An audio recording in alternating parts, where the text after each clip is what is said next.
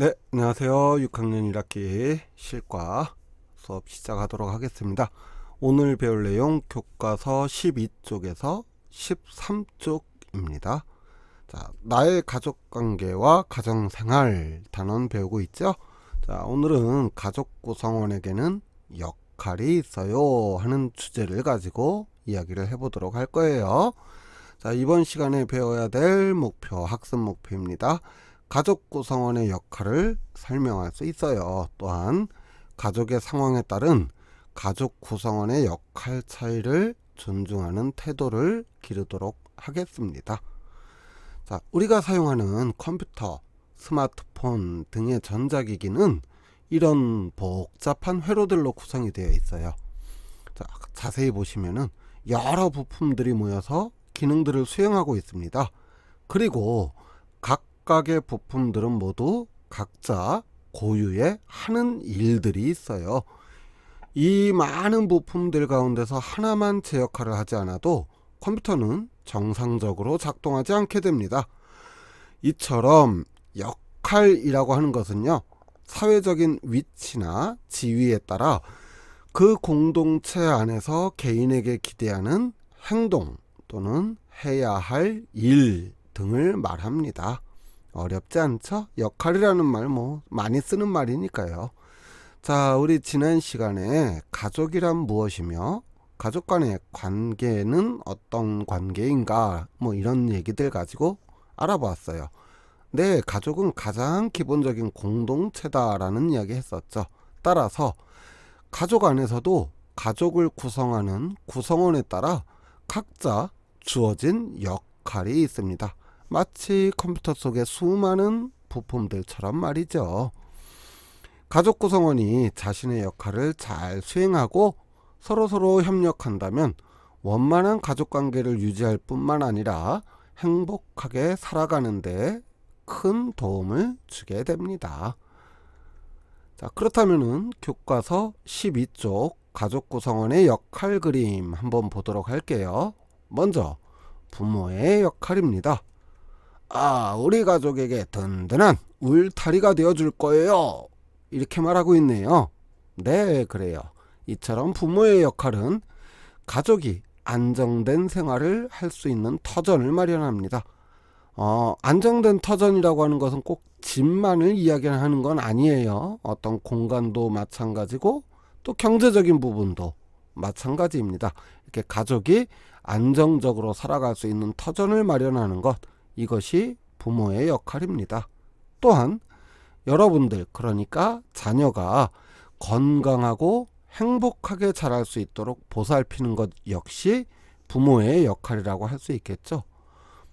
경우에 따라서는 가족 구성원 중에 할아버지, 할머니처럼 조부모님처럼 나이가 좀 많으신 분이 있거나 하면은 돌보는 역할을 담당하기도 합니다. 자, 그렇다면은 할아버지, 할머니, 즉 조부모의 역할은 어떤 것이 있는지 알아볼까요? 자, 교과서를 보니까 조상의 지혜가 담긴 옛 이야기를 들려주마, 이렇게 말씀하고 계시네요.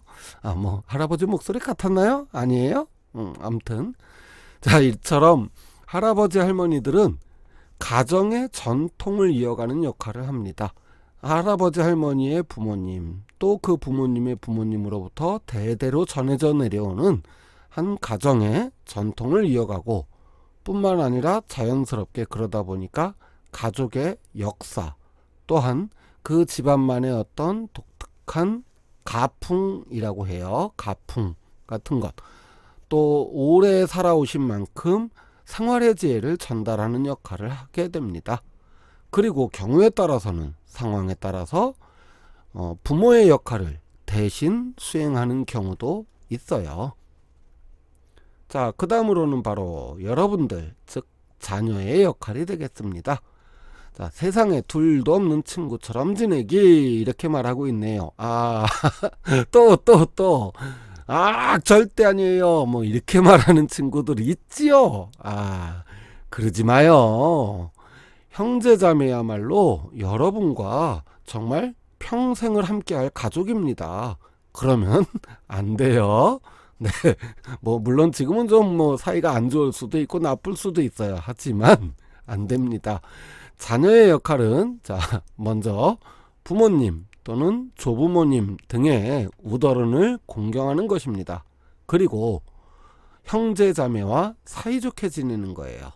여러분이 여러분의 형제 자매를 싫어한다라고 한다면은 여러분의 어머니 아버지 즉 같은 부모님의 자녀인 여러분 스스로를 싫어하는 거랑 별로 다를 바가 없는 거예요.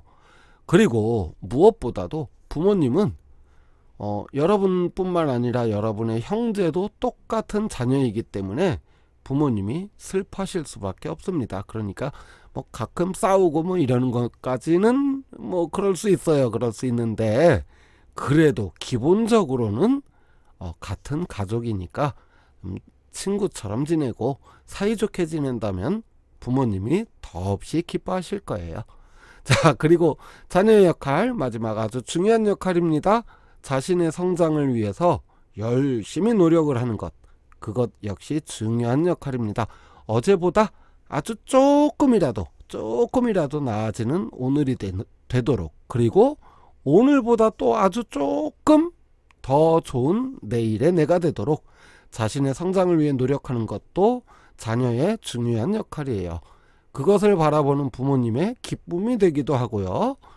또 자녀 스스로도 성장할 수 있는 아주 좋은 일이 되기 때문에 그렇습니다.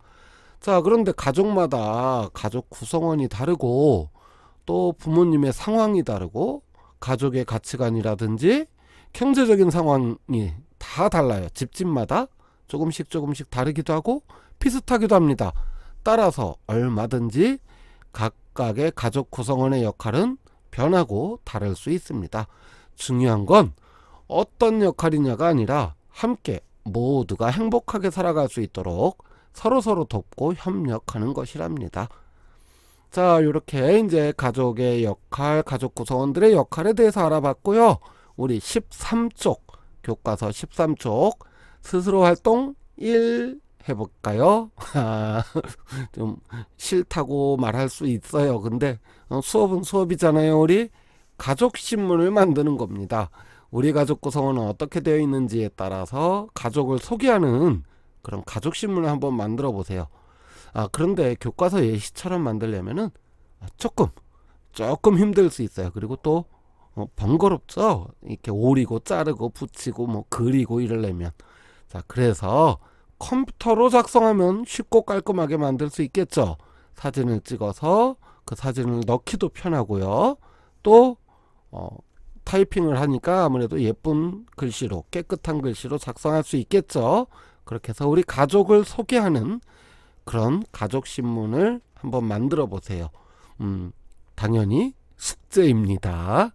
이거 만들어서 게시판에 올려두면은 선생님이 채점을 하도록 할게요. 자, 두 번째 활동입니다.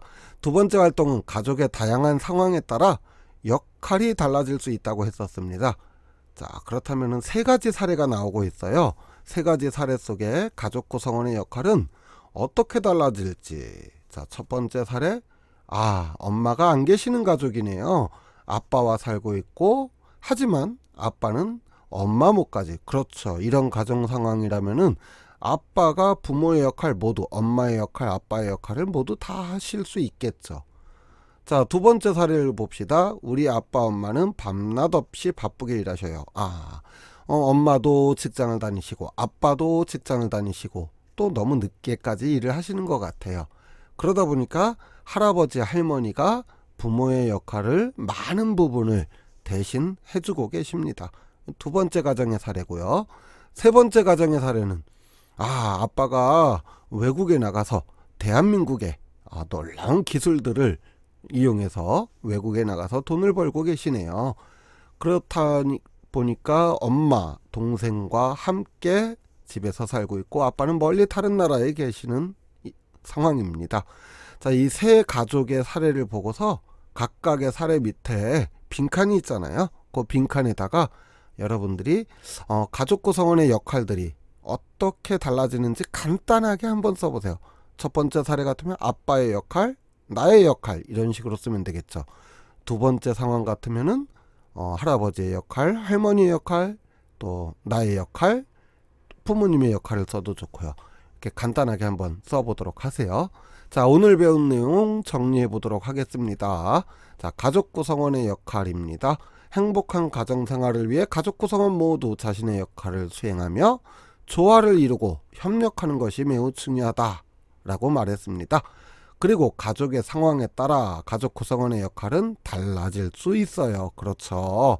그리고 마지막으로 가족 내에서 어떤 역할이냐 이렇게 칼같이 나누는 것보다는 서로 협력하고 함께 해나가는 것이 매우 중요하다라고 했습니다. 가족은 회사가 아니잖아요. 이건 엄마 일, 이건 아빠 일, 이거는 뭐 언니 일, 이거는 형 일, 이런 거 없어요. 서로 협력하고 물론 보다 더 많은 역할을 수행하는 경우는 있겠지만요. 자, 이렇게 해서 가족의 역할을 알아봤고요. 다음 시간에는 가정생활이라는 주제를 가지고 한번 다루도록 하겠습니다. 자, 오늘 수업 여기서 마치겠습니다. 수고하셨습니다. 뿅.